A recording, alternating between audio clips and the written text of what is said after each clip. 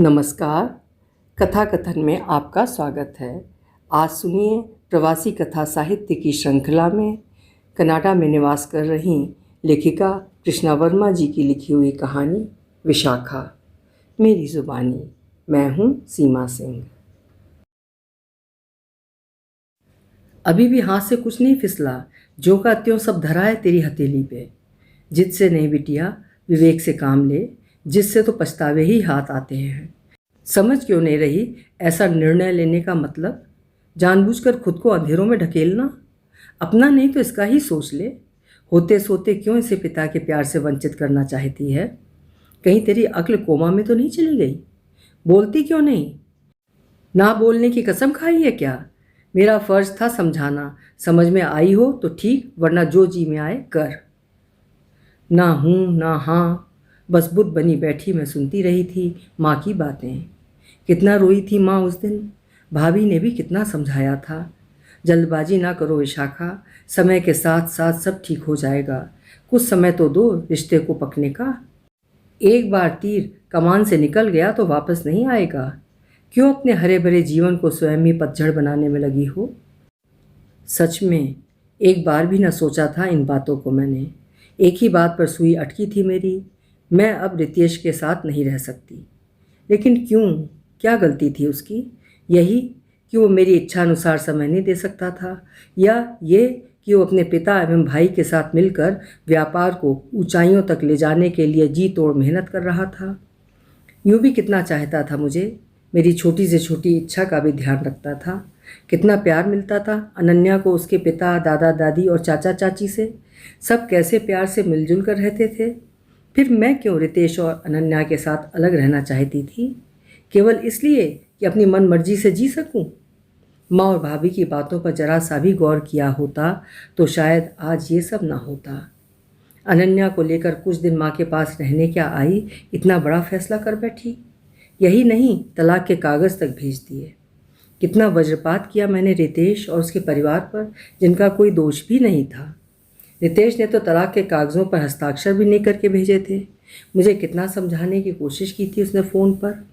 विशाखा, एक बार आ जाओ, बैठकर बात तो कर लो, देखना सब ठीक हो जाएगा। मगर मेरी तो ऐसी सुई अटकी कि मैं कुछ मानने को तैयार ही नहीं हुई। आखिर मेरी जिद के आगे उसे झुकना पड़ा। कुछ ही समय में हमारा रिश्ता बेनाम हो गया। मैं अपनी माँ के साथ भाई भाभी के घर रहने लगी। भविष्य को मजबूत करने के लिए MBA कर लिया और जल्द ही मुझे एक अच्छी नौकरी भी मिल गई। भाई के दोनों बेटों के साथ खाती खेलती अनन्या बड़ी होने लगी। यूं ही समय गुजरता गया और देखते देखते उसके स्कूल जाने की उम्र हो गई। भाई के बेटे भी बड़ी कक्षाओं में आ गए थे। अब उन्हें भी पढ़ने के लिए कमरा चाहिए था। घर इतना बड़ा नहीं था कि सबको अपना अपना अलग कमरा मिल सकता। भाई भाभी ने तो मुझे कभी इस बात का कोई इशारा तक नहीं दिया था। मुझे खुद से ही महसूस हुआ कि अब मुझे अपना अलग घर ले लेना चाहिए। कुछ ही समय में मैंने अलग घर ले लिया। यूँ तो माँ मुझसे बहुत नाराज़ थीं, मगर अनन्या की देखभाल के लिए उसे मेरे साथ ही रहना पड़ा। समय के साथ साथ बहुत कुछ सामान्य होता जा रहा था। इसी बीच मेरा सबसे बड़ा भाई जो भारत में रहता है, उसकी बेटी की शादी तय हो गई। माँ को तो जाना ही था। मेरा जाना भी मेरी छुट्टी पर निर्भर करता था।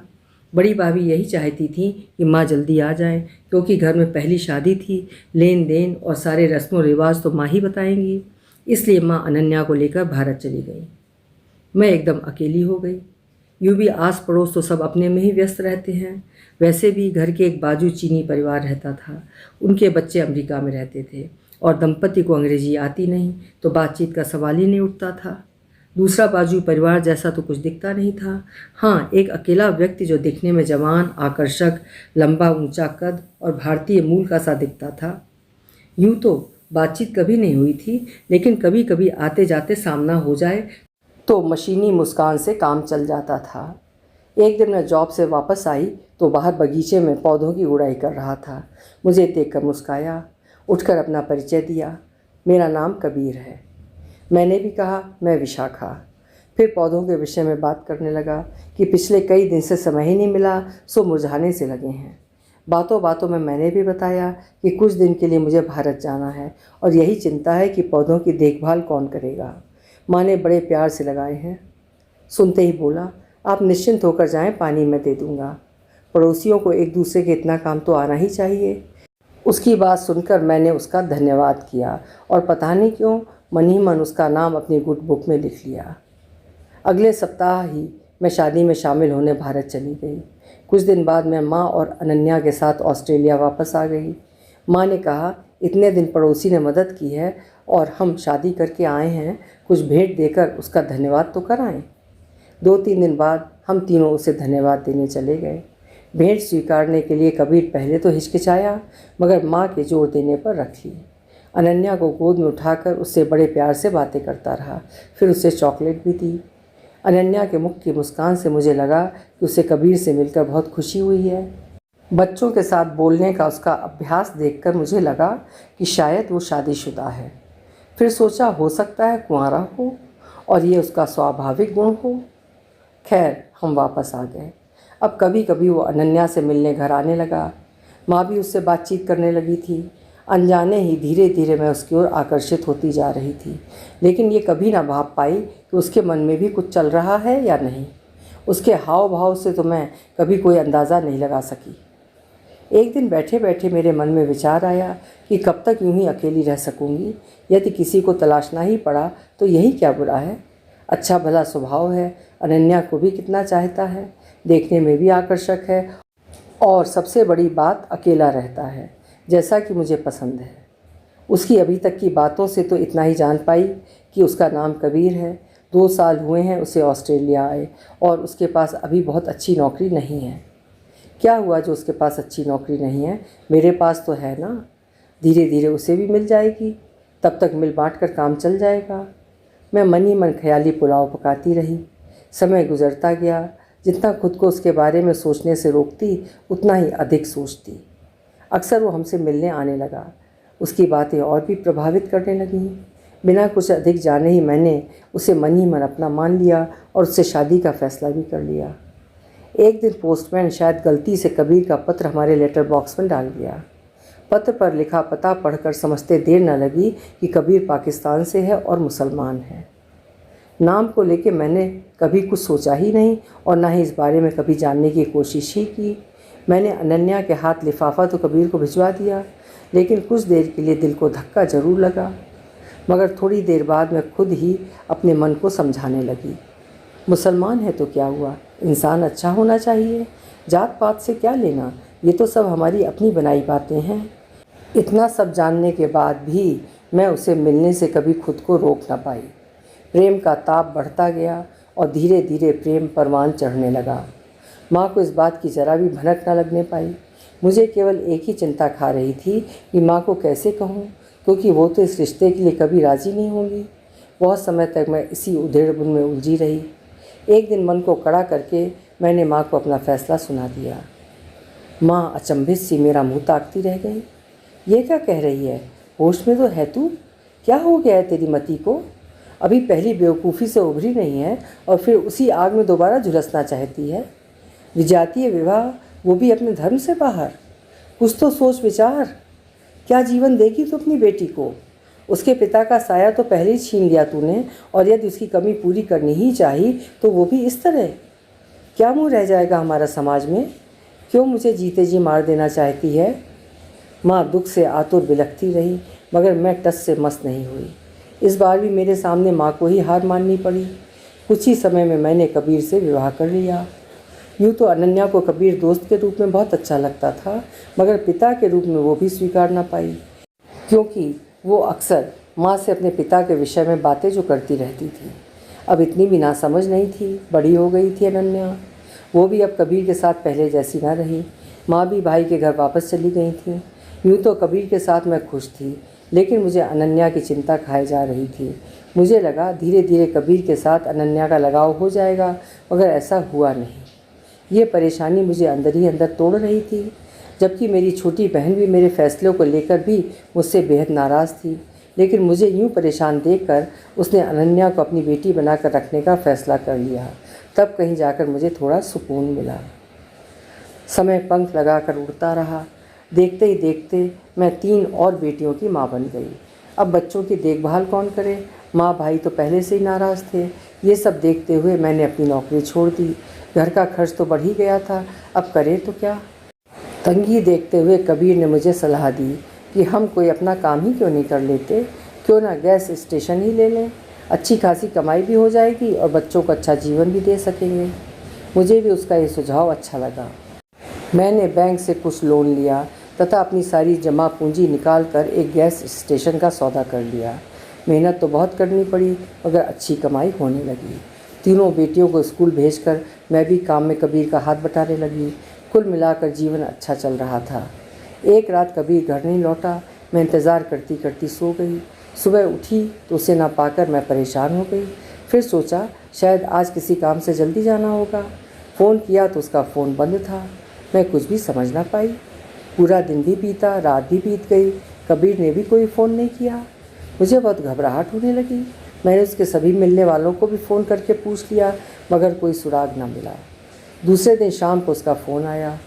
माफ़ करना विशाखा, माँ की हालत बहुत नाजुक हो गई थी। घर से फ़ोन आते ही मैंने टिकट खरीदी। हवाई जहाज़ छूटने में समय बहुत कम था। घबराहट में तुम्हें फ़ोन नहीं कर पाया। तुम गैस स्टेशन की फ़िक्र मत करना, मैं किसी दोस्त को कुछ दिन के लिए सौंप आया हूँ।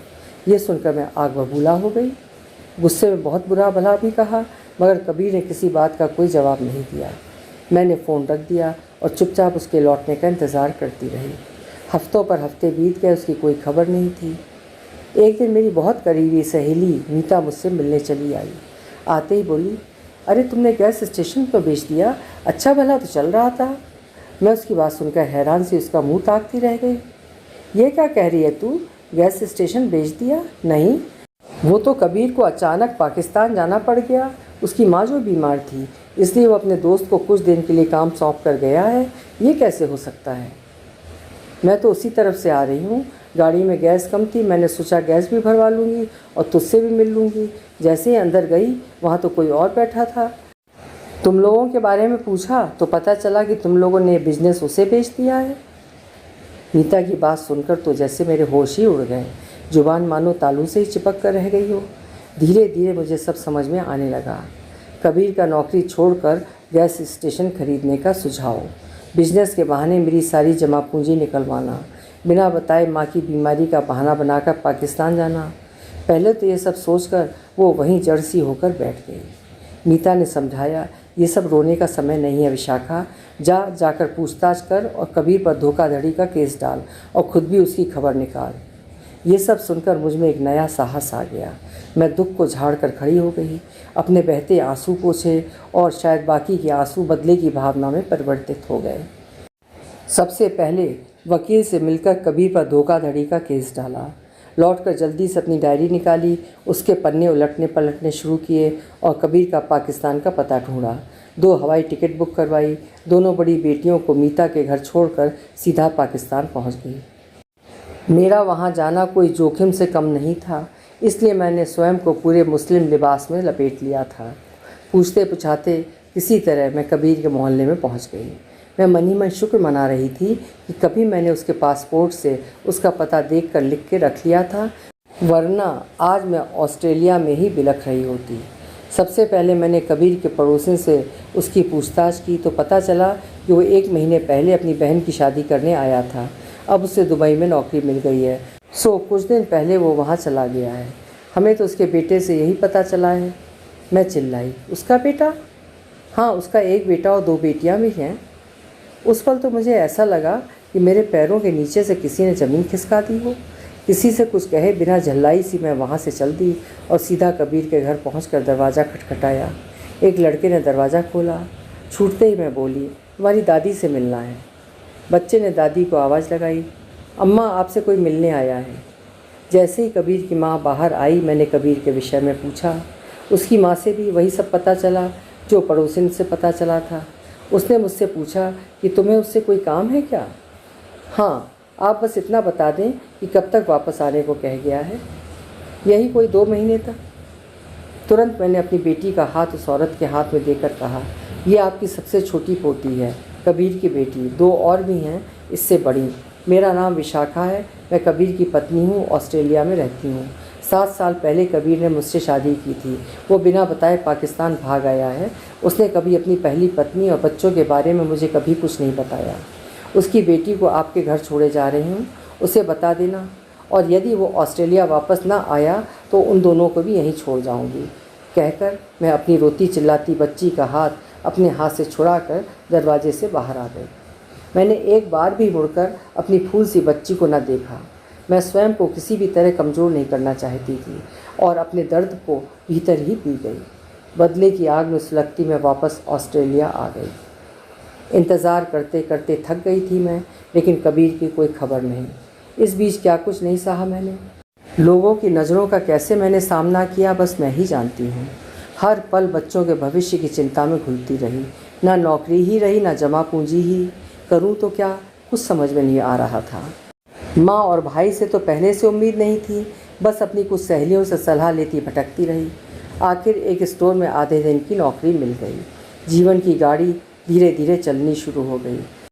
करती भी क्या, पूरे दिन की नौकरी करती तो बच्चों को डे केयर में भेजना पड़ता, वहाँ भी तो खासा पैसा देना पड़ता है। वैसे भी एक बार नौकरी चली जाए तो आसान कहाँ होती है मिलनी। दिन रात स्वयं को कोसती रोती रहती कि क्यों अपने दिल के टुकड़े को छुड़ाई कबीर के घर। जब भी खाने बैठती कौर निकल ना पाती। अपनी नन्ही सी बेटी को याद करके बहुत सुबकती। हाय, कौन खिलाता होगा उसे, कैसे सोती होगी मेरे बिना। उसकी उम्र के बच्चों को पार्क में खेलते देख मेरा कलेजा मुँह को आता था। पश्चाताप के आंसू जब तब बह जाते थे। आखिर 6 महीने बाद एक फ़ोन आया, वो भी कबीर के मित्र का जो ऑस्ट्रेलिया में ही रहता था। उससे पता चला कि आजकल कबीर यहीं आया हुआ है और पिछले कुछ दिनों से किसी स्टोर में काम कर रहा है। ये सुनकर मेरे तन बदन में आग लग गई। मैंने तुरंत पुलिस को खबर कर दी। पुलिस ने उसे ढूंढ निकाला और कोर्ट में पेश किया। सज़ा के तौर पर उसे बच्चों और पत्नी का मासिक भत्ता देने का आदेश दिया गया और ऑस्ट्रेलिया छोड़कर कभी किसी दूसरे देश न जा सकने का हुक्म सुनाया। मरता क्या ना करता, काम धंधा कुछ था नहीं, पत्नी और बच्चों को कहाँ से पैसा देता। परिस्थितियों को देखते हुए उसने फिर से हमारे साथ रहना मंजूर कर लिया। उसे मजबूरन आना ही पड़ा। मैं तो पहले ही गुस्से से बौखलाई बैठी थी, आते ही उस पर बरस पड़ी। इतना बड़ा धोखा, इतना विश्वासघात, मैं तुम्हें कभी माफ़ नहीं करूँगी। तुमने क्या सोचा था, औरत इतनी कमज़ोर है, जैसे चाहे शोषण कर लोगे। शायद तुम औरत का दूसरा रूप नहीं जानते। अपनी जिद पर आ जाए तो सर्वनाश कर सकती है, तुम जैसे मर्दों का। मैं गुस्से में सूखे पत्ते की तरह फड़फड़ा रही थी। कबीर गिड़गिड़ाने के सिवाय कर भी क्या सकता था। तुमने कैसे सोच लिया कि मेरा पैसा हड़प कर बच्चों को यूं छोड़कर भाग जाओगे और मैं तुम्हें जाने दूंगी। कुछ दिन बाद कबीर की माँ खुद मेरी बेटी को छोड़ने आई और बहुत शर्मिंदा भी थी। इतना ही नहीं, कबीर से उसकी पहली पत्नी को तलाक भी दिलवाया। कबीर पर हमेशा के लिए अपना भरोसा खोकर अपने बच्चों के लिए मैं उनके पिता को लौटा लाई। अभी आप सुन रहे थे प्रवासी कथाकार कृष्णा वर्मा जी की लिखी हुई कहानी विशाखा। उम्मीद है कहानी आपको अच्छी लगी होगी। अपने विचार कमेंट बॉक्स में ज़रूर लिखिएगा। कल फिर मिलेंगे। आपका समय शुभ हो।